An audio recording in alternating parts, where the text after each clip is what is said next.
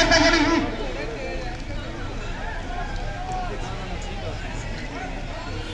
और मौका हो सकता है यहाँ पे भी अंपायर का इशारा दिया है 5-4 का मुकाबला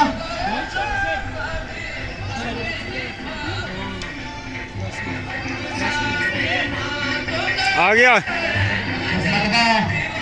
बैनर के लिए आगे मौका हो सकता है देखते हैं शबीर उसके पीछे गेम करने में कामयाब होते हैं नहीं और इस तरह से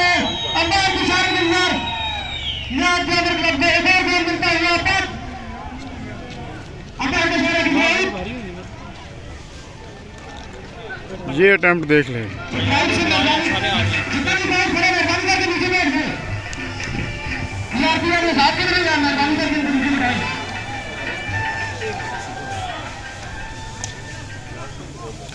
जस्ट 1 मिनट फाउल हो गया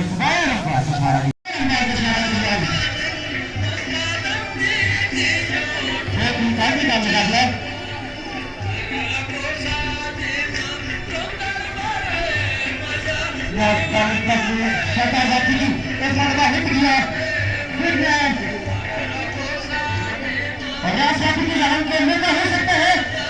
लेकिन किसके साथ नहीं किसी का भी और इस मरतबा साइड लाइन से बाहर अंपायर का इशारा दिया है फाइनल क्लब के लिए मौका हो सकता था दोनों टीमों के पास एक मौका था और इस मरतबा सर महमूद ने इसे वापस हिट किया और सीधा खेला मजदूर की तरह बहुत ही अच्छा गोल